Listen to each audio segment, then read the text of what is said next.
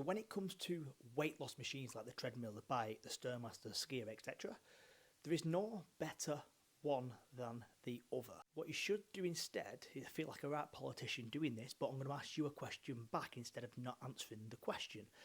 The question that I want to ask you is, which machine can you consistently stay on the longest without it feeling like a chore?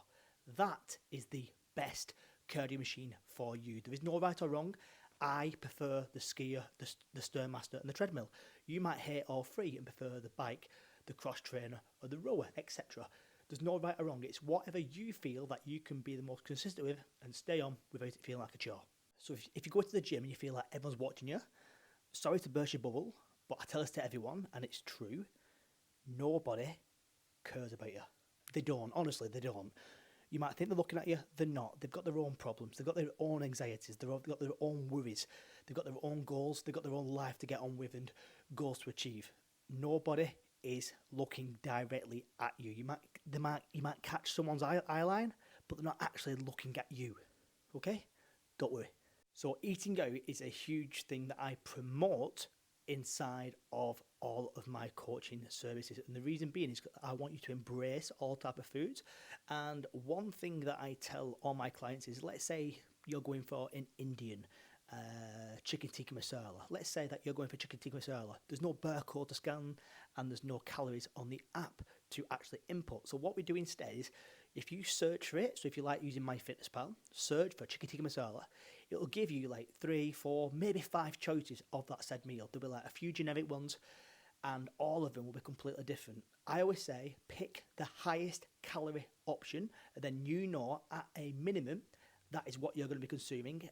At a bonus, you're consuming less than, but if you always put the highest number in, you are then knowing that, give or take, you are hitting that said calorie, what you've inputted that day. So the figure of 10,000 steps per day gets thrown around because 10,000 steps for the average person will burn approximately 500 calories. So 500 calories over the course of the week, 7 days, is 3,500 calories. 3,500 calories for the average person is 1 pound of body fat. So that's the reason why it's 10,000. Should you be doing 10,000? Maybe. The honest answer is, look at what you currently are averaging.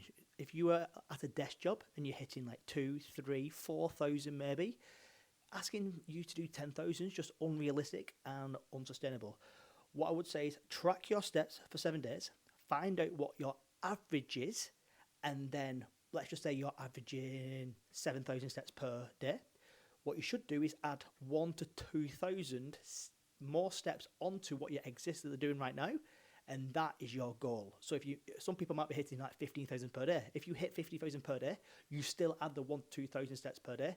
So it's a challenge, because there's no point doing the same thing if it's not an actual challenge. Look at what you're currently averaging and add 1 to 2,000 more steps to that, to your daily target. People think they struggle with motivation. Ultimately, you don't. It's not necessarily the be all and end all. What I would say is, if you are following something and then you're feeling demotivated after a few weeks, what I'm seeing is the plan you are currently following is not sustainable for you. It's unrealistic. So if you feel like you're losing motivation, it's because it's either a chore, it's too restrictive, and you're not enjoying it. If it's one of those 3 things, it's not going to last long and you are going to lose motivation.